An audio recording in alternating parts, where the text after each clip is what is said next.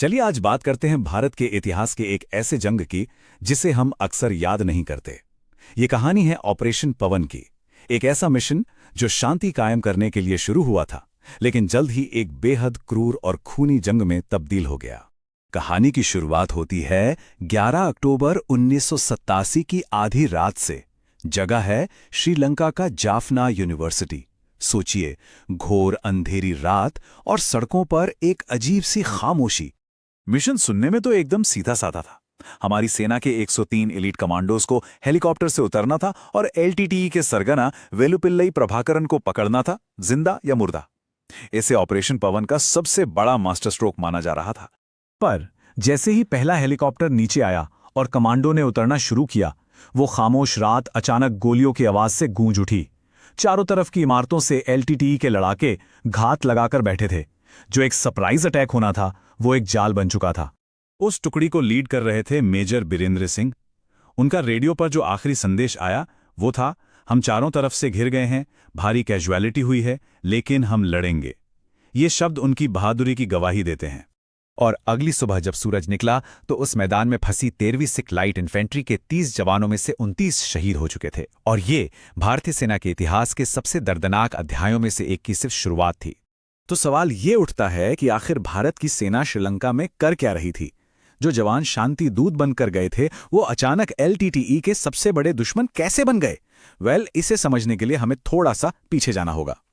देखिए, 1948 में श्रीलंका की आज़ादी के साथ ही वहां के बहुसंख्यक सिंघली और अल्पसंख्यक तमिल समुदायों के बीच एक गहरी खाई पैदा हो गई। फिर 1956 का सिंघला ओनली एक्ट आया, जिसने इस आग में घी डालने का काम किया। 70 का दशक आते आते शांतिपूर्ण प्रदर्शन हिंसा में बदल गए और 1983 के ब्लैक जुलाई दंगों ने इसे एक फुल फ्लेज्ड सिविल वॉर में बदल दिया। और इसी गृह युद्ध की आग से निकला एक संगठन जिसने पूरी दुनिया में दहशत फैला दी, एलटीटीई यानी liberation tigers of Tamil Eelam. इसका लीडर था वेलुपिल्लई प्रभाकरन, एक बेहद क्रूर शख्स जिसने एलटीटी को एक छोटे से गुट से एक पैरेलल आर्मी में बदल दिया था। अब इस सिविल वॉर की लपटें भारत तक भी पहुंच रही थीं। हजारों तमिल शरणार्थी भारत आ रहे थे और भारत सरकार पर कुछ करने का दबाव लगातार बढ़ रहा था। और इसी माहौल में एक शांति समझौते की नींव रखी गई। जब श्रीलंकाई सेना ने जाफना को पूरी तरह से घेर लिया तो भारत ने एक बहुत बड़ा और साहसी कदम उठाया। ऑपरेशन पोमलाई के तहत इंडियन एयरफोर्स ने जाफना के ऊपर 25 टन राहत का सामान गिराया। यह श्रीलंका को एक सीधा संदेश था कि भारत तमिलों को अकेला नहीं छोड़ेगा। इस घटना के ठीक बाद 29 जुलाई 1987 को भारत श्रीलंका शांति समझौते पर साइन हुए। इसकी शर्तें बिल्कुल साफ थी। श्रीलंकाई सेना पीछे हटेगी, तमिलों को ज्यादा अधिकार मिलेंगे और एलटीटीई समेत सारे तमिल गुट अपने हथियार इंडियन पीस कीपिंग फोर्स यानी आईपीकेएफ को सौंप देंगे। जब आईपीकेएफ के जवान श्रीलंका पहुंचे तो जानते हैं क्या हुआ? लोगों ने उनका स्वागत हीरोज की तरह किया। उन पर फूल बरसाए गए। तमिलों को लगा कि उनका बड़ा भाई उनकी हिफाजत के लिए आ गया है। लेकिन ये उम्मीद बहुत जल्द एक बुरे सपने में बदलने वाली थी। शुरू में कुछ हफ्ते तो सब ठीक ठाक लगा, लेकिन प्रभाकरन के दिमाग में कुछ और ही चल रहा था। वो किसी भी कीमत पर एक अलग देश तमिल ईलम का सपना छोड़ने को तैयार नहीं था। और फिर एक घटना ने पूरी बाजी पलट दी। 5 अक्टूबर को श्रीलंकाई नेवी ने एलटीटीई के 17 बड़े कमांडरों को पकड़ लिया। जब उन्हें पूछताछ के लिए कोलंबो ले जाया जा रहा था तो उनमें से 12 कमांडरों ने साइनाइड कैप्सूल खाकर अपनी जान दे दी। इस घटना से प्रभाकरन पूरी तरह बौखला गया। उसने इसका सारा इल्जाम आईपीकेएफ पर डाल दिया और भारतीय सेना के खिलाफ जंग का ऐलान कर दिया। जो सेना शांति कायम करने आई थी, अब वो दुश्मन बन चुकी थी।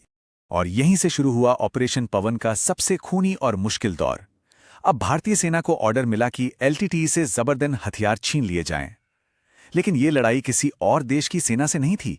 ये एक ऐसे दुश्मन से थी जो हर गली, हर घर में आम लोगों के बीच छिपा था। हमारे सैनिकों के लिए चुनौतियां बहुत बड़ी थीं। उन्हें शहरी लड़ाई का तजुर्बा नहीं था। एलटीटी के लड़ाके आम नागरिक बनकर घूमते थे। हर सड़क पर, हर मोड़ पर बारूदी सुरंगें बिछी थीं। और सबसे खौफनाक बात, एलटीटी 10-10 साल के बच्चों को आत्मघाती हमलावर बनाकर इस्तेमाल कर रहा था। लेकिन इन भयानक हालातों में भी हमारे जवानों का हौसला नहीं टूटा। मेजर रामास्वामी परमेश्वरन जैसी कई मिसालें हैं। सोचिए, सीने में गोली लगने के बाद भी वो एक आतंकी से उसकी राइफल छीनकर उसे मार गिराते हैं ताकि अपनी टुकड़ी को बचा सकें। उनके इसी सर्वोच्च बलिदान के लिए मेजर परमेश्वरन को मरणोपरांत भारत के सबसे बड़े सैन्य सम्मान परमवीर चक्र से नवाजा गया। वो इस ऑपरेशन के एकमात्र परमवीर चक्र विजेता थे। और जब हमारे सैनिक श्रीलंका की धरती पर अपनी जान दे रहे थे, तब एक बहुत बड़ा विश्वासघात हुआ। 1989 में श्रीलंका के नए राष्ट्रपति प्रेमदासा ने चोरी छुपे उसी एलटीटीई को हथियार और पैसा देना शुरू कर दिया जिसके खिलाफ भारतीय सेना लड़ रही थी। ये राजनीति का एक बेहद घिनौना चेहरा था। अब जाहिर है इस दोहरे खेल और भारत में भी बदलती हुई राजनीति के बीच लड़ाई जारी रखना नामुमकिन सा हो गया था। आखिरकार एक मुश्किल फैसला लिया गया। मार्च 1990 में भारतीय शांति सेना को श्रीलंका से वापस बुला लिया गया। ये मिशन भारत को बहुत महंगा पड़ा।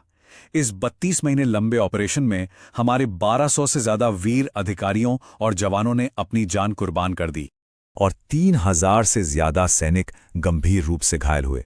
जब वो अपने देश लौटे तो उनके स्वागत में कोई विक्ट्री परेड नहीं थी, कोई जश्न नहीं था।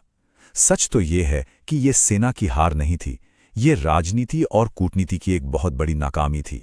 एलटीटीई ने इस दखलंदाजी को कभी माफ नहीं किया और 1991 में पूर्व प्रधानमंत्री राजीव गांधी की हत्या कर दी। आज जब हम इस पूरे ऑपरेशन को देखते हैं तो एक सवाल मन में जरूर उठता है, क्या उन 1200 से ज्यादा जवानों की शहादत को सिर्फ एक राजनीतिक भूल कहकर भुलाया जा सकता है? वो तो अपनी सरकार के आदेश पर एक अनजान जमीन पर शांति लाने गए थे और उन्होंने वो सबसे बड़ा बलिदान दिया जिसे शायद वो सम्मान कभी नहीं मिला जिसके वो हमेशा हकदार रहेंगे।